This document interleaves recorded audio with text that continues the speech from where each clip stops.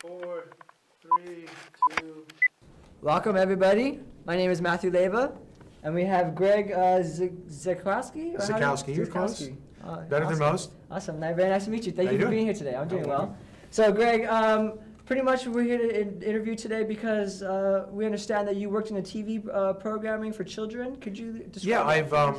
over the last 8 or 9 years, I've done series for Nickelodeon, Cartoon Network, and Disney Channel in kids programming, multi-camera and single camera, and Very nice. pilots for Disney as well, and also Nickelodeon, as a matter of fact. Yeah. Very nice. So you said you've been doing that for 8 years now? I've been in the business longer than that, but over the Uh-huh. last 8 years, that's where the business has taken me. So do you have like a routine that you do before you go to work, or what are some of the things you do before you get onto A job? Yeah. Sure. Well, if you take it from the beginning, any job that I do, there's going to be a period called prep and then a period called shoot.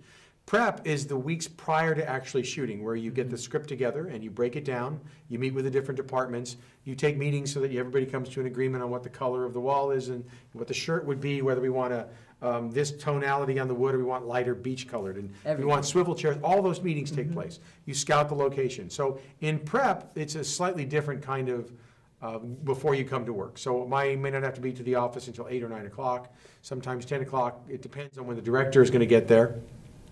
So my morning will be very relaxed, very, very nice. Nice. Usually it starts to get more complicated the closer we get to shooting, because I'll get a script delivered to me by email or by delivery, maybe at 10 or 11 o'clock or 12 o'clock at night. So I'll wake up at 5 in the morning or 6 in the morning, I take the new script, I re-break it down, so when I get to the office, I've got my work done.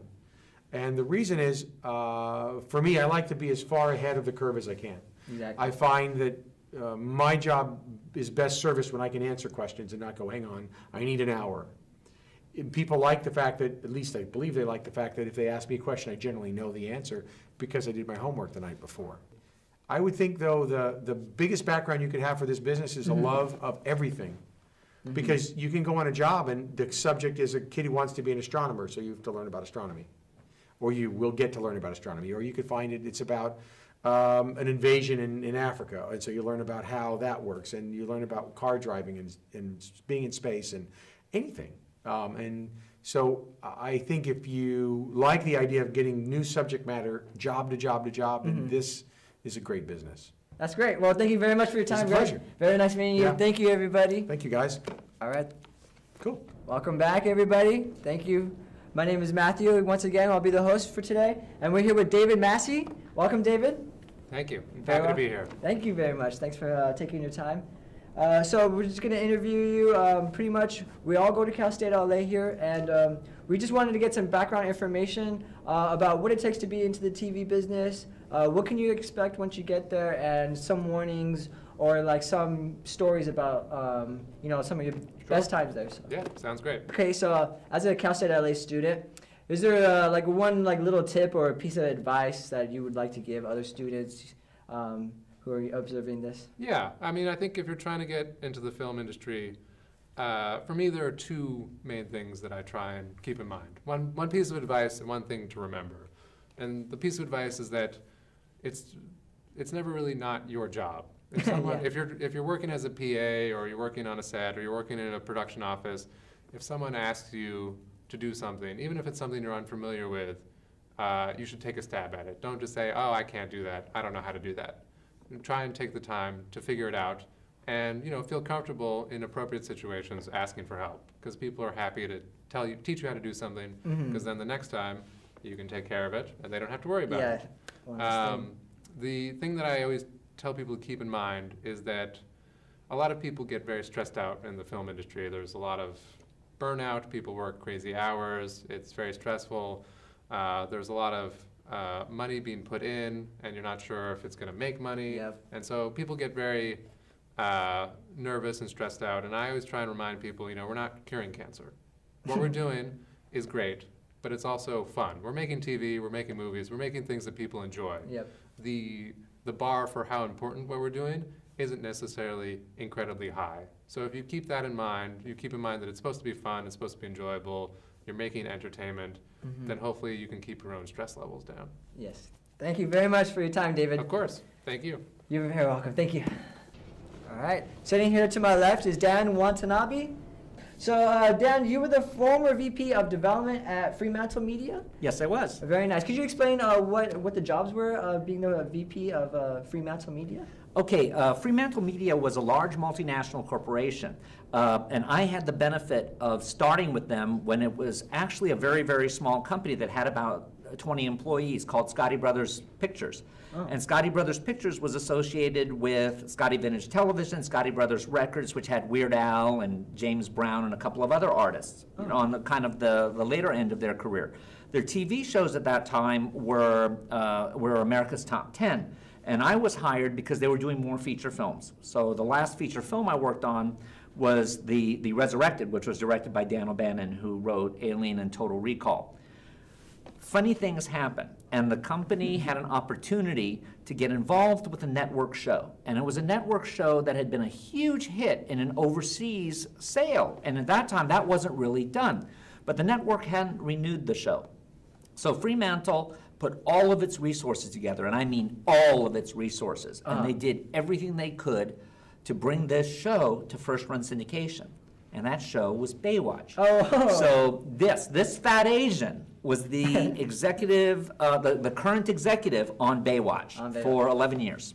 You must have been where they got the image from, right? Oh yeah, yeah. Me running around in that red suit. Yeah, it really turned people on. Okay, so what needs to change in TV programming to keep up with today's media market? What would you think? Okay, today's television world is very, very fragmented. And one of the challenges that's facing it is, in my personal belief, and now this is an Alta Cocker talking, but one of the challenges that's happening is that a lot of the programming is not based on truly understanding what audiences want to watch, but rather it's often based on what the producers want to make, or because LA tends to be in a bubble. I mean, you have the whole West Side bubble where people never really leave going east of the 405 or south of Mulholland or really too far north of Pico. And so they kind of talk to each other and form what's called Hollywood logic, and they do programming based on that, as opposed to looking at who's our real audience, what is it that this real audience likes. What can we do to keep up with new trends? And that doesn't mean going to YouTube and necessarily grabbing everyone and trying to drag them into commercial. It's sometimes you have to rearrange your business, and you have to readjust your priorities. And you've got to say, okay, our audience is getting increasingly older. Our key audience for network level is really, if you want to get brutal about it, it's 50 plus. So we're not going to get the younger males anymore. We're not going to even get the younger females. So what audience can we get, and how do we maximize it? And look what's happened. You have a renaissance in TV that's being created on Netflix. You have it being created on Amazon. You have it being created everywhere. So obviously it's just a growing pain right now, and that makes it exciting, and it's looking at those other people. It's understanding who your audience is, not just the audience that you want it to be. Okay. Okay. Thank you very much, Oh, Dan. thank you very very much. much for your time. Okay. With me here is Armin. Armin, very nice to meet you. Nice to meet you. Thanks for coming here. Thanks for taking your time. No problem. All right. Is there any piece of advice you'd like to give to any Cal State LA students or any student at all in TV and film? It could be like a sense of warning, or it could be, like motivation. Well, I mean, I have my 3 rules of like being a PA. I can. Okay, yeah, give. your 3 rules would be great. There's, always be early and be the last one to leave. Know how to make a good cup of coffee, and also don't run, but look like you're in haste. You're in a rush, like you're trying to get stuff done. My other rule I would say is, just be nice and be pleasant. You can be the smartest person in the room, but if you're a douche, nobody wants to work with you.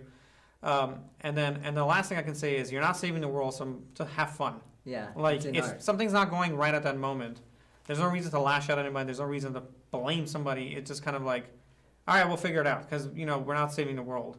Yes. Yeah. We're creating art. Yeah. Awesome. Well, thank you very much, Armin, for your time. No problem. Thank you very much. Thank you. Okay. With me here is Charles Unger. Very nice meeting you, Charles. Nice Thank to you for meet- being here. Thank you. Thank you for having me. You're very welcome. So you're an editor for TV shows. So any tips to anybody who wants to be an editor? Because I know it is a tedious job being in front of the computer for many hours. But any tips to them? You know, like maybe some eye relaxation, or you know, relax, get up and stretch every couple of hours, or. Well, just if you don't mind glasses, you'll probably end up using glasses like I have. I just got some closer ones, reading glasses. You know, it's every skill set, every job on a film shoot should match with your personality. I think writers and editors by nature are maybe more introverted because you have to spend many hours alone, almost, you know. So don't do it unless you're comfortable doing that. You know, if you really just love being behind a computer and working and seeing little pieces come together and not being bothered, then you're okay, then you have the right personality. So I would say first, figure out what kind of personality you are. Writers are the same way. But if you like to be on set, if you like to be surrounded by people, and you get freaked out being by yourself, probably not good to pursue an editing career. But if you are an editor, I would say that the hardest things to do are to look at what we said earlier, look at footage over and over again with fresh eyes. But actually, what you just said was really smart. You do stand up, and in a weird way, you stand up and then you look at the cut and it seems different. Really? Yeah, there's little things you can do. If you invite a few different friends over to watch it, all of a sudden you feel differently Their about the presence, too, yes. yeah. Oh, You yeah. sense it. It's really weird. Just Oh. one friend will feel the cut. You'll see the cut differently. Two friends will again. And then the other thing I suggest is sometimes it's good to just listen to the cut. So close your eyes or have the screen go black and just listen to it, and you'll get a certain pacing. And then the other thing I would suggest is actually turn off the sound and just watch it silently. A lot of editors do that. And so by isolating either the sound or the picture, you can approach it in a new, fresh way. Very nice. Thanks for those tips. No problem. All right. Thank you, Charles, for your time. Very Thank nice you. meeting you. I learned a lot. Oh, great. All right. Great. Thank Happy you. to be here.